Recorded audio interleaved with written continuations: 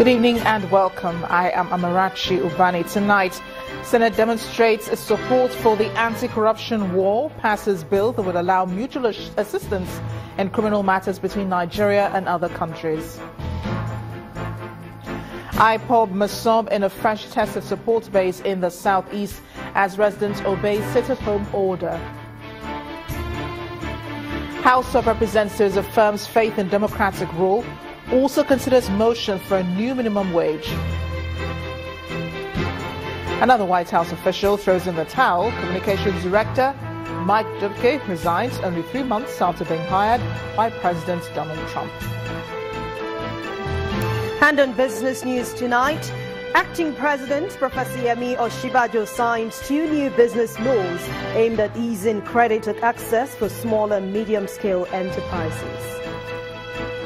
On sports news tonight, Arsenal manager Arsene Wenger agrees new 2-year contract extending his 21-year reign at the club. And from Abuja, whistleblower rewarded with arrest for raising false alarm.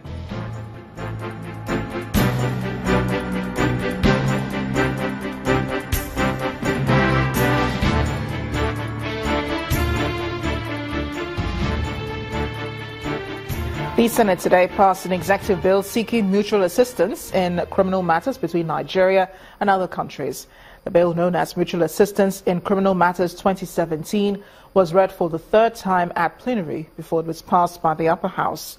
Senate President Dr. Bukola Saraki explains that the passage of the bill would bring confidence to foreign investors and strengthen the Senate's support for the anti-corruption war.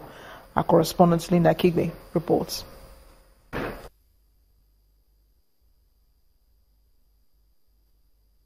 The federal government's planned concession of the Port Harcourt Refinery is attracting the displeasure of the Senate.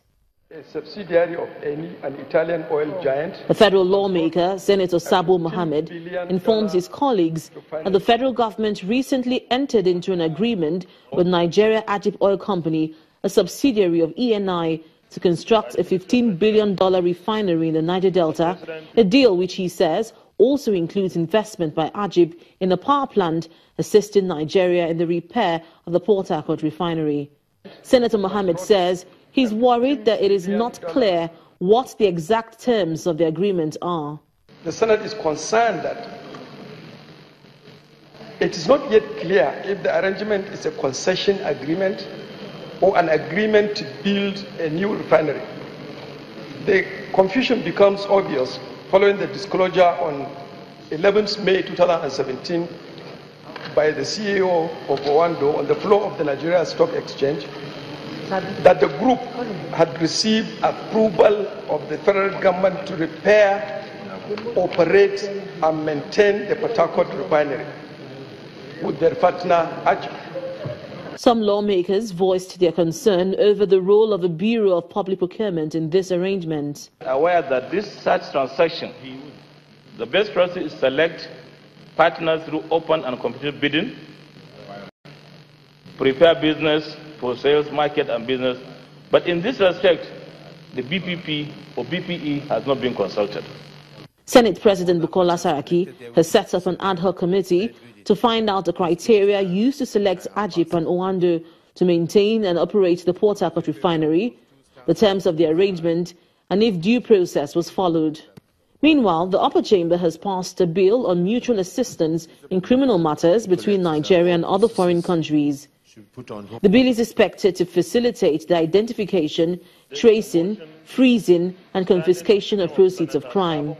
That the enactment of this bill is paramount to the government's anti-corruption drive as it seeks to eliminate territorial jurisdictional constraints in the prosecution of cross-border crimes. The executive bill is expected to provide a legal framework to strengthen the fight against corruption, terrorism, economic and financial crimes, money laundering and other related offences.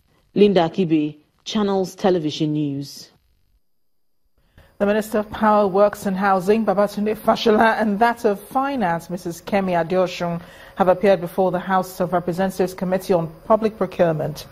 However, the two ministers who had been summoned last week did not stay long, as they were soon allowed to leave after a few minutes. The finance minister is to reappear on Thursday as part of the committee's investigation into pre-shipment inspection deals bordering on violation of Procurement Act 2007. Mr. Fashola, on his part, is to direct officials from his office to appear before the committee to provide information for an investigation of the indiscriminate issuance of certificates of no objection. Meanwhile, the House of Representatives says it has faith in Nigeria's present democratic experience, despite the challenges confronting the country. This resolution followed the debate sponsored by Representative Emmanuel Orkajiev to mark the Democracy Day anniversary. Lawmakers were united in applauding the contributions of past leaders and the need to build democratic institutions in the country. Our correspondent, Larry Lasisi, has a report. The 29th of May is set aside in Nigeria as Democracy Day. The day commemorates the restoration of democracy in Nigeria. Break protocol. Coming a day after, and in its first plenary session of the week, lawmakers in the House of Representatives consider a motion to celebrate the country's democracy. Because of these challenges, we've had a lot of agitations. Of course, a lot of them are genuine, but a lot of them are born out of the frustrations that people have, maybe because of the challenges. But what everybody should know is that Nigeria's unity is what we should all work towards. While applauding the role of the country's leaders, the lawmakers say Nigeria's democracy has come a long way. Buhari has brought into Nigerian politics sanity. He's brought sanity into Nigerian politics, into Nigerian governance, because the man everybody knows, no matter what you want to say about Buhari, everybody knows that Buhari will not steal your money. Let us first of all commend the former President Jonathan, who uncharacteristically in African fashion handed over power. Otherwise, we would not be celebrating the democracy which we celebrate today. Some of them, however, highlight areas the country needs to address. It is imperative that our judiciary is more independent than it has been, that the legislature is indeed stronger, more independent, more committed to the collective will of the critical mass of the Nigerian people as whose pleasure we serve. A scenario where probably somebody sits in his office and uses the instrument of government to harass or coerce other people because they are in opposition. It's not democracy. It's indirectly what I call dictatorship. The motion enjoys the support of all members, and members affirm their faith in the country's democratic experience and the country's unity. In a separate motion, the House passed a motion urging the Nigerian military and security agencies to exercise caution while preventing the outbreak of law and order as the sit-at-home order of the indigenous people of Biafra is observed. Larry Lasisi, Channels Television News. Well, that's it. Home order issued by pro-secessionist groups, the indigenous people of Biafra, and the movement for the actualization of the sovereign state of Biafra has been largely successful. In most of the states in the southeast, activities were almost ground to a halt, with marketplaces deserted. Our next report takes a look at the sit-at-home order and how it's been observed in the southeast. Activities in Owerri, the Imo state capital, have ground to a halt. Vehicles and people can be seen on major roads, but markets like the popular Ekonuwa Douglas Market, shops and business premises are under lock and key. Most banks are not open for business. The streets may not be too busy, but people who have things to do are doing them, and they are not being molested. The IG had before today said that a situation where people make utterances directing people to disobey a sovereign constituted authority amounts to an illegality. Most shops in Abakaliki, the Ebonyi state capital, are closed, and traders, now with free time on their hands, can be seen discussing in groups. In Umuahia, Abia State, car parks are devoid of passengers, and there are long lines of disappointed customers outside banks amidst tight security. It appears to be a total lockdown in Enugu. Markets, shops, and stalls are deserted. Today marks the 50th anniversary of the declaration of Biafra. So every indigenous Biafra, especially the Igbos, the Southeast region, honoring the day. People used to have a slogan that Igbos are not in peace, they are not loving one another. But this is a show up to the world that Igbos are, so they are one. And we are ready and resolute to get our freedom. The Enugu State Commissioner of Police says, however, that the evidence of tight security has convinced banks and business owners to resume transactions. There is total compliance in Oka, the Anambra State capital, where vehicular movement is low, and indigents appear to have taken a holiday. The usually busy Enugu-Onitsha expressway is almost deserted, and business premises are locked. Loyalists who can be seen in clusters are happy with the level of compliance to the sitting order. This is the popular and ever-busy Asaba-Onitsha bridge. Today, it's carrying only a small fraction of its daily weight. Security agents stand at the ready to quell any disturbance, while daily paid workers and those with pressing appointments lament the situation. When I came out, everywhere is scanty. It affected the people into the transport industry. So we are still observing. I don't know yet if we are still going to go back to Lagos today, if they are going to move or not. The agitators for a sovereign state are hoping to achieve their dream, no matter how long it takes.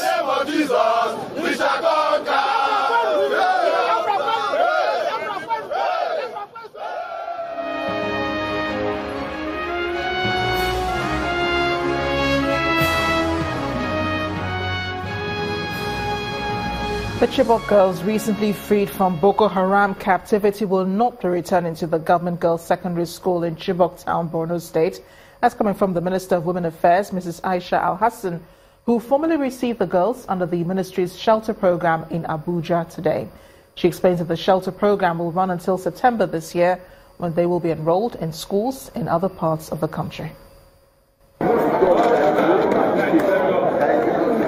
The initial occupants of this federal government shelter awaited the arrival of 82 of their schoolmates whom they met recently at the Department of State Services facility as they are being handed over to the Ministry of Women Affairs. The 82 Chibok girls arrive into the waiting hands of the Minister of Women Affairs, after which they make their way to the common room of the ministry's shelter for girls.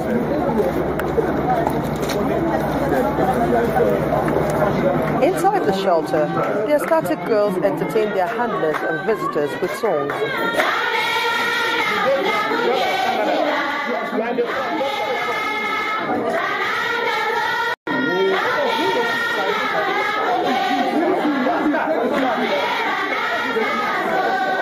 Medical Director of the Department of State Services Clinics formally hands over the girls to the Minister of Women Affairs. Formal handing over of the girls from the medical facility to the Federal Minister of Women Affairs and Social Development. She gives a brief on the state of the girls since they have been in the custody of the Department of State Services facility and what needs to be done for them going forward. Medically, we have done all the investigations that are required. Whatever we found out during the investigations, we have treated them. We have some of them would require ongoing medical treatment. We haven't concluded in a few of them. Like you can see, one of them still has her hand in the sling. So one of them is an amputee, like you all saw. And one or two others have some medical issues that we're still looking at, we're still treating them for. But I would say to you, Mother, they are all stable and we're comfortable to release them to you today. The Minister of Women Affairs says their movement to the shelter is to continue with their rehabilitation and reintegration into normal life. The program for these girls will last from now to September, when will have been okay. They will have been okay medically and psychologically, and then we enroll them back in schools, and then after that, from school, they'll be going back to their communities. The ceremony over, the minister and her guests toured the facilities to be occupied by the girls. Amaka Oka, Channels Television News.